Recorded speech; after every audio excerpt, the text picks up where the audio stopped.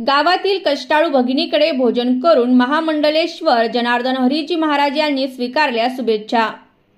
फैजपूर येथील सतपंथ मंदिर संस्थानचे गादीपती तथा अखिल भारतीय संत समितीचे खजिनदार परमपूज्य महामंडलेश्वर जनार्दन हरीजी महाराज यांनी आपला वाढदिवस साजरा न करता काठमांडू नेपाळ येथे झालेल्या दुर्घटनेत मृत्युमुखी झालेल्या भाविकांना श्रद्धांजली अर्पण केली। या हृदयद्रावक घटनेमुळे त्यांनी आपला वाढदिवस साजरा न करण्याचे निश्चित केले होते।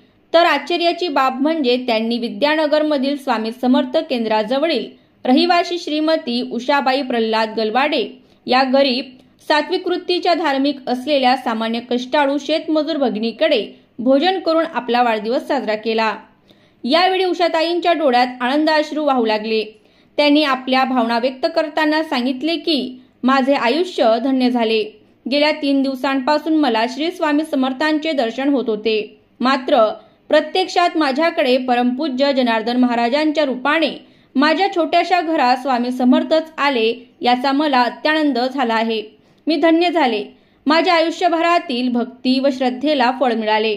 यावेळी काय बोलावे मला सुचत नाहीये। आनंद अश्रूंना वाट मोकळी करून शबरीच्या मोकळ्या झोपडीत आज राम आले, अशी भावना उषाबाई गलवाडे यांनी व्यक्त केली।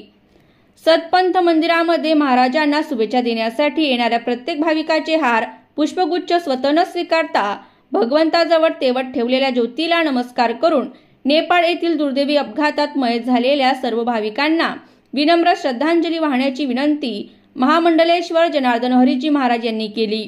दिवसभर राज्यातील धर्मगुरू, संत महंत, राजकीय, सामाजिक, शैक्षणिक संस्थांचे पदाधिकारी यांच्यासह अनेकांच्या शुभेच्छा महाराजांनी फोनवरच स्वीकारल्या।